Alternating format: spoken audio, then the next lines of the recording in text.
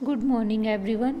तो आज हम जो अभी फ़िलहाल सबसे कन्फ्यूज़न वाली चीज़ जो चल रही है उसकी बात करेंगे, यानी स्क्रूटनी फॉर्म, जो कि अध्यापक भर्ती में 2 गुणा में जो बच्चे सेलेक्ट हुए हैं उनका ऑनलाइन डीवी जो करवाया जा रहा है उसमें एक फॉर्म भरा जा रहा है, स्क्रूटनी फॉर्म, जिसके माध्यम से आपके डॉक्यूमेंट्स जो है अपलोड किए जा रहे हैं और उसी के ज़रिए आपका ऑफलाइन डीवी भी होगा। उसमें जो डॉक्यूमेंट्स आप अपलोड करोगे, जो जानकारी जो आपसे भरवाई जाएंगी, उसी को आधार बनाया जाएगा ऑफलाइन डीवी के अंदर। तो आज हम इसी की बात कर लेते हैं कि इस फॉर्म में आपको क्या क्या देखने को मिलेगा, किस तरीके की जानकारी जो है आपको साथ लेके जानी है और किस तरीके से आपको जो है अपने डॉक्यूमेंट्स रेडी करके लेके जाने हैं। तो सबसे पहले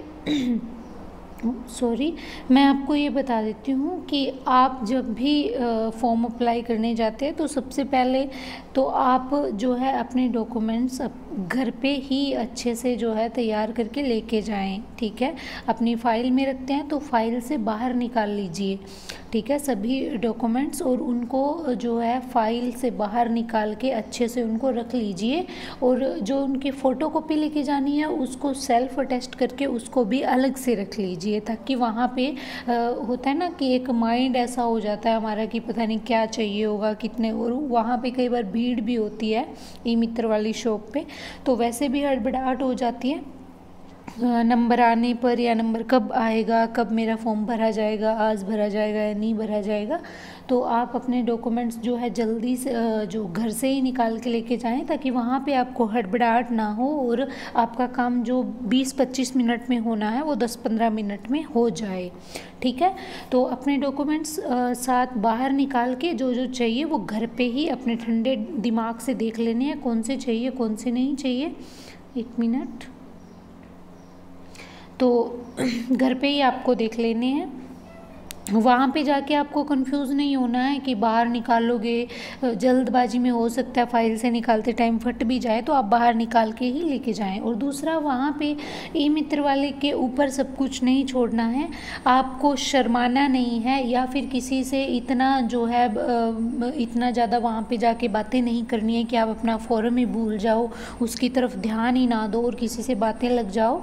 आप पहला आपका काम जिसके लिए आप गए हैं वो फार्म भरना है और ई मित्र वाले पे नहीं छोड़ना है। वो डिटेल भरेगा, सही भरेगा, लेकिन आपको साथ के साथ चेक करनी है। अगर आपको दिखाई नहीं दे रहा है तो आप क्या है, आराम से थोड़ा नज़दीक होके बैठ जाइए आप थोड़ा नज़दीक होके बैठ जाइए और सारी डिटेल साथ के साथ आप चेक करते जाइए। जैसे कि आपका कोई जो सबसे पहले जो बेसिक डिटेल्स होगी वो, और उसके बाद में जब डॉक्यूमेंट्स अपलोड होंगे उनके मार्क्स, उनकी डेट, जो अलॉटिंग डेट है वो, और वो सारी चीज़ें, रोल नंबर वगैरह, कितने में से आपके कितने मार्क्स आए, वो सारी चीज़ें आपको जो है साथ के साथ चेक करनी है। तो सबसे पहला जो पेज है यहाँ पे आपका बेसिक डिटेल का खुलेगा। तो रिक्रूटमेंट डिटेल्स, भर्ती डिटेल्स, देखो कुछ बोर्ड की तरफ से आएंगी, जो आपने मेंस में फॉर्म जो अप्लाई किया था उसके हिसाब से कुछ आपके एसएसओ आईडी पे इस फॉर्म के अंदर जैसे आपके एसएसओ पे खुलेगा तो आपका जो है फॉर्म डिटेल आधी जो उनकी तरफ से आएगी। और पहली एक प्रॉब्लम ये भी है कि कुछ बच्चे अपनी एसएसओ आईडी ही भूल जाते हैं।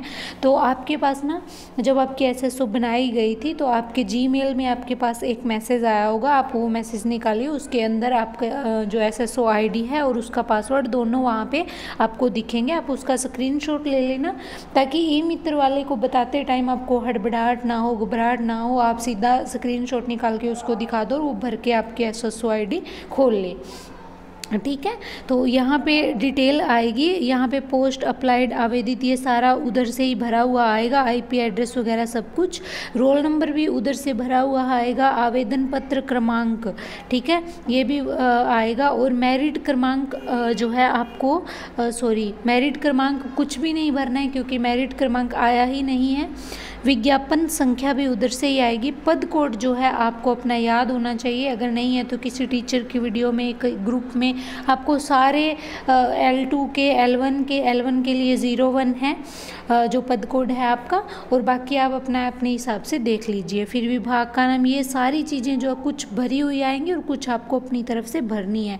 बेसिक डिटेल सबको पता होती है, ठीक है। तो ये बेसिक डिटेल भरने के बाद में आपका जो है पत्राचार पता, ठीक है, मतलब आपका जो करंट एड्रेस है, करेक्ट एड्रेस जिसके अंदर आपके गांव शहर का नाम, आपके ज़िले का नाम, स्टेट का नाम, अदर स्टेट है तो स्टेट का नाम, सब कुछ आएगा, तो वो आपको भरना है। और फिर पिन कोड और फ़ोन नंबर भरना है। फ़ोन नंबर अपना भरना और जो नंबर चल रहा है वो भरना, ताकि आपको पता लग जाए कि आपका जब उधर से ऑफलाइन डीवी का कोई मैसेज वगैरह आएगा तो आपके नंबर पे आ जाए। तो वो नंबर भरना जो आपका चल रहा है और खुद का नंबर होना चाहिए। तो उसके बाद में क्या है, ये विशेष श्रेणी, अगर आप विशेष श्रेणी में हैं, भूतपूर्व सैनिक है, उत्कृष्ट खिलाड़ी है, या किसी जो एनसीसी कैडेट होते हैं, स्काउट वाले होते हैं, उनके थ्रू आप कर रहे हैं अप्लाई, तो फिर आपका हाँ यहाँ पे करना पड़ेगा। और आगे ये सारी जो टिप्पणियाँ हैं, फिर आपके मूल निवास आप कौन से स्टेट से, जिला, वो आपका तहसील वगैरह सब भरनी है। और जन्म स्थान, अब जन्म स्थान वाले ऑप्शन में आपका जहाँ पे आपका जन्म चाहे कहीं पे भी हुआ हो, लेकिन आपकी जन्म पत्री में जो पता लिखा हुआ है आपको वही अटेस्टेशन फॉर्म में भरना है और वही इस स्क्रूटनी फॉर्म में भरना है, ठीक है। जन्म भले ही आपका कहीं भी हुआ हो, कई बार क्या होता है जन्म हमारा अपने ननिहाल में या कहीं और हुआ होता है, लेकिन हमारा जो जन्म पत्र है उसमें हमारे मम्मी पापा या जो भी है वो हमारे गार्जियंस होते हैं, वो उसमें कुछ भी लिखवा देते हैं, मतलब अपना जो होता है ना, मतलब जहाँ पे हम रहते हैं वो वाला पता लिखवा देते हैं, और उधर का नहीं लिखवाते जहाँ पे हमारे जन्म होता है। तो वो ही लिखवाना है आपने जो आपकी जन्म पत्री में लिखा हुआ है, अपने मम्मी से पापा से कंफर्म कर लेना, ठीक है। और अदर स्टेट के बच्चों को ये दिक्कत आ रही है कि ये जो है ना, जो आपका है जन्म स्थान वाला है, इसके अंदर तहसील सेलेक्ट नहीं हो रही। तो आप क्या करिए, इसके अंदर राजस्थान भर दीजिए, राजस्थान के साथ उसका कोई ज़िला भर के और तहसील सेलेक्ट कर दीजिए एक बार सेव करने के लिए।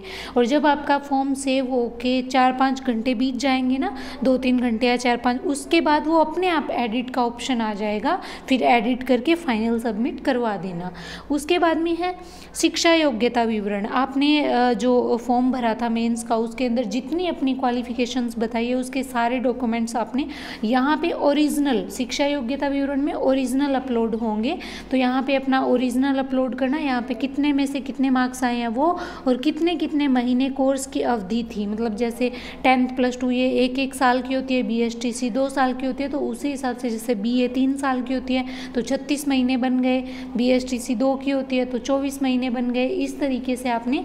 और ये जो है यहाँ पे आप अपने स्टेट के हिसाब से, जैसे राजस्थान में BSTC बोला जाता है, DLED भी लिख सकते हैं, हरियाणा में JBT बोलते हैं, पंजाब में ETT बोलते हैं, तो उसी हिसाब से अपना आप लिख सकते हैं। उसके बाद में शिक्षा संबंधी प्रमाण पत्र, यहाँ पे जो पूछा है उसी के हिसाब से अपने हाँ या ना करना है, ठीक है। तो उसके बाद में रजिस्ट्रेशन विवरण, इसके हिसाब से वो जो है आप पढ़ लेना, नहीं तो ई मित्र वाले को वैसे पता ही होता है, वो अपने हिसाब से भी कर देता है, और आपको बाद में चेक करने के लिए भी फॉर्म दिया जाएगा, तब आप ध्यान से इन सब पॉइंट्स को पढ़ लेना, ठीक है, उस टाइम पढ़ लेना। उसके बाद में अभ्यर्थी की संक्षिप्त चेकलिस्ट, ये चेकलिस्ट है जो आप पे लागू होती है, उसके सामने आपने जो है वही ऑप्शन क्लिक करना है। 2 ऑप्शन होंगे, ठीक है, जैसे यहाँ पे अभ्यर्थी की अनिवार्य शैक्षणिक योग्यता विज्ञप्ति में निर्धारित योग्यता के सर्वथा अनुरूप है या उससे भिन्न है किंतु समकक्ष है, ठीक है। इस तरीके से ये सारे पढ़ के आपने जो है फिल कर देने हैं, इनका कोई बड़ा इशू नहीं है। फिर अधिकतम आयु वाला ये भरा हुआ आएगा उधर से, अनुभव वाला अपने लागू नहीं होता क्योंकि इस भर्ती में किसी तरीके की ये अनुभव आधारित भर्ती नहीं है, ये सीधी भर्ती है। उसके बाद में आयु वाला अधिकतम, और ये भी उधर से फिल आएगा, ठीक है। है।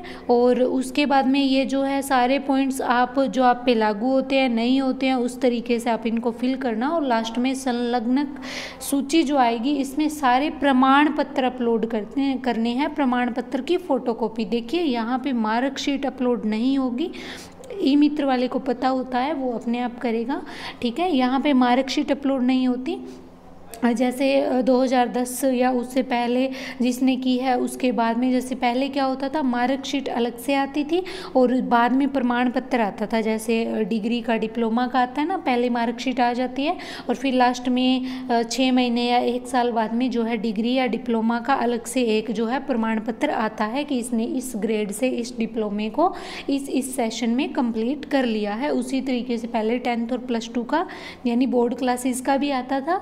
तो जिनके पास है वो ठीक है, लेकिन जिनके पास नहीं है, जैसे मेरे पास नहीं था तो मेरी तो डीएमसी और प्रमाण पत्र सेम थे तो मैंने वही अपलोड किए प्रमाण पत्र में भी, क्योंकि मेरी तो जो है डीएमसी यानी मार्कशीट भी वही है और वही प्रमाण पत्र है।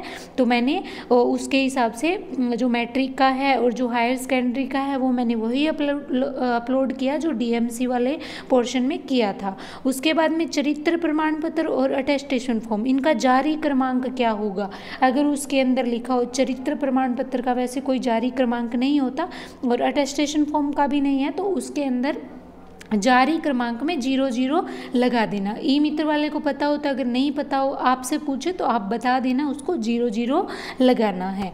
उसके बाद में अन्य प्रमाण पत्र में जो है आपकी, जैसे आपने बीएड बीएसटीसी जिससे भी करे हो तो उसका प्रमाण पत्र आप यहाँ अपलोड करोगे। और ये पूरी जो डिटेल भरने के बाद में, ये फॉर्म कंप्लीट होने के बाद में एक बार इसको सेव करवाना है, इसको फाइनल सबमिट नहीं करवाना, सेव करवा के इसका प्रिंट निकलवा के उसी शॉप पे बैठ के आपने आराम से चेक करना है।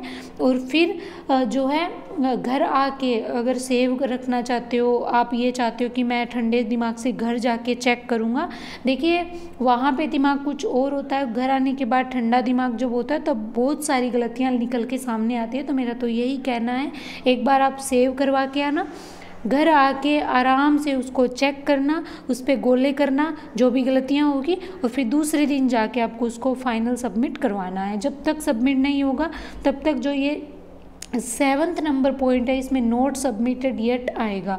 अगर आप सेव करवा रहे हो तो आपकी जिम्मेदारी है कि आप ई मित्र वाले को याद दिलाएं कि आपका फॉर्म सबमिट नहीं हुआ है और उसको करना है। उस पर मत छोड़ना कि आप कर देना भैया मेरे पास प्रिंट भेज देना, ऐसा नहीं करना है। आप बाकायदा जाना और वहाँ पे अपना फाइनल सबमिट करवाना, अपनी फ़ीस की रिसिप्ट और जो है इस फॉर्म का प्रिंट आप लेके आना, ठीक है। लास्ट में ये जो डिक्लेरेशन है इसको पढ़ लेना। और एक इसमें और आएगा, जब फाइनल सबमिट हो जाएगा तो इस फॉर्म का थोड़ा सा फॉर्मेट आपके पास बदल के आएगा और लास्ट में एक जो है स्व प्रमाणित करने वाला एक छोटा सा परफॉर्मा होगा, वो उसी को भरना है जिसकी क्वालिफिकेशन या जो भी है, जो फॉर्म भरने तक, जो मेंस का फॉर्म भरा था उस तक कंप्लीट नहीं थी, बाद में हुई है, उसको भरना है। बाकी किसी को भी नहीं भरना, उसको छोड़ देना है। तो ये था पूरा स्क्रूटनी फॉर्म। ऐसे ही इसको जो है बहुत मतलब थोड़ा सा तो होता ही है मन में डर कि क्या होगा क्या नहीं होगा।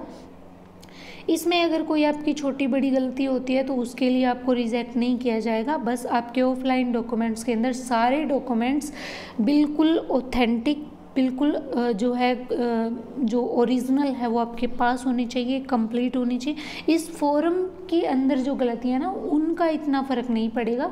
उनके अंदर अगर जैसे स्पेलिंग मिस्टेक होती है, आपकी अगर हो गई है, एडिट का ऑप्शन नहीं आ रहा है, तो उसके लिए घबराने की ज़रूरत नहीं है। आप वहाँ पे जो है A4 साइज़ पेपर पे आपसे लिखवा लिया जाएगा। इसके लिए जो है किसी प्रकार का आपको रिजेक्शन नहीं मिलेगा। जो है आपका डॉक्यूमेंट्स है सारे वो कंप्लीट होने चाहिए और कुछ नहीं। जो वहाँ पे चेक करने वाले होंगे आपके हितैषी होंगे, आपके दुश्मन नहीं होंगे, तो डरने की कोई ज़रूरत नहीं है।